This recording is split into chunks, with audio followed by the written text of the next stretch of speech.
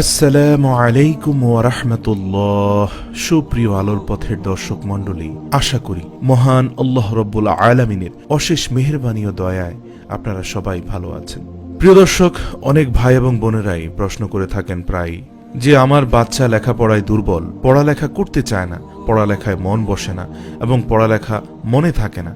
আজকে যে আমল নিয়ে আলোচনা করব তা যদি যথাযথভাবে পালন করতে পারেন, ইনশাআল্লাহ আপনার বাচ্চার পড়া লেখায় মন বসবে, পড়ালেখা মনে থাকবে এবং ব্রেন খুব শার্প হবে ইনশাআল্লাহ। প্রিয় দর্শক, একটি কথা মনে রাখবেন, এটি কোনো শরীয়তের আমল না বা শরীয়তের কোনো মাসআলাও নয়, এটি একটি কোরআনের চিকিৎসা।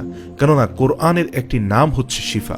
রাসূল সাল্লাল্লাহু আলাইহি সাল্লাম বলেছেন, খায়রুদ দাবাই আল কোরআন, অর্থাৎ সবচেয়ে উত্তম ঔষধ হচ্ছে কোরআন পাক।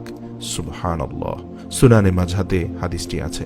রাসূল সাল্লাল্লাহু আলাইহি সাল্লাম ঘোষণা করেছেন যে বাক্যের মধ্যে শিরিক হবার মতো কোনো শব্দ নাই, ওই ধরনের বাক্য ব্যবহার করে দম করতে কোনো সমস্যা নাই। মুসলিম, আবু দাউদ।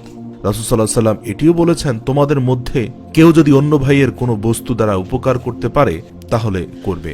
সুতরাং আমলটি করার নিয়ম বলছি। প্রথমে 3 বার দুরূদ ইব্রাহিম পড়ুন, তারপর সূরা আলাম নাশরাহ 7 বার পড়ুন। আলাম নাশরাহ লাকা সাদরাক ওয়া ওয়াদা'না আনকা উযরাক আল্লাযী আনকাদা যাহরাক ওয়া রাফা'না লাকা যিকরাক। এভাবে শেষ পর্যন্ত আপনারা কোরআন শরীফ থেকে পুরো সূরাটি শিখে 60টি আয়াত শেষ করুন।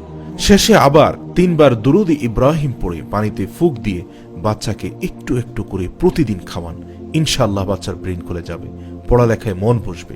প্রিয় দর্শক, আরেকটি আমল করে নিতে পারেন। কিছু কিসমিস নিন, কিসমিস নিয়ে বিসমিল্লাহির রহমানির রহিম এর সাথে সূরা আলাম নাশরাহ 7 বার পড়ুন। কিভাবে পড়বেন? প্রথমে বিসমিল্লাহ পড়ে সূরা আলাম নাশরাহ পড়ুন এবং ধারাবাহিকভাবে 7 বার সূরাটি পড়বেন। তারপর কিসমিসের মধ্যে 7 বার ফুঁক দিন এবং প্রতিদিন 60টি করে কিসমিস সকালে ঘুম থেকে ওঠার পর খাওয়ান।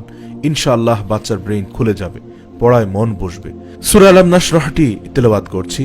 আলাম নাশরাহ লাকা সাদরাক ওয়া ওয়াদা'না আনকা উযরাক আল্লাযী আনকাদা যাহরাক ওয়া রাফা'না লাকা যিকরাক ফাইন্না মা'আল উসরি ইউসরান ইন্না মা'আল উসরি ইউসরা ফাইযা ফারাগতা ফানসাব ওয়া ইলা রাব্বিকা ফারগাব। অর্থাৎ, আমি কি আপনার বক্ষ উন্মুক্ত করে দিইনি? আপনার উপর হতে আপনার সে বোঝা লাঘব করে দিয়েছি, যা আপনার পৃষ্ঠকে বক্র করে দিয়েছিল। আপনার স্মরণকে আমি মহিমান্বিত ও উচ্চ করে দিয়েছি। কাজেই আপনি যখন অবসর পাবেন তখন আল্লাহ রাব্বুল আলামিনের ইবাদতে পরিশ্রম করুন এবং স্বীয় প্রতিপালকের প্রতি মনোনিবেশ করুন। সুবহানাল্লাহ। কতটা আবেগ মিশ্রিত কণ্ঠে রব্বুল আলামিন তার প্রিয় হাবিবের নিকট এই সূরাটি নাজিল করেছেন। আপনি আপনার সন্তানের জন্য এই সূরাটির উসিলায় সূরাটি পড়ে এভাবে আপনি আমলগুলো করতে থাকুন। ইনশাআল্লাহ অবশ্যই রব্বুল আলামিন আপনার পরিশ্রমের ফলাফল আপনার নিজ হাতেই আপনি দেখতে পাবেন।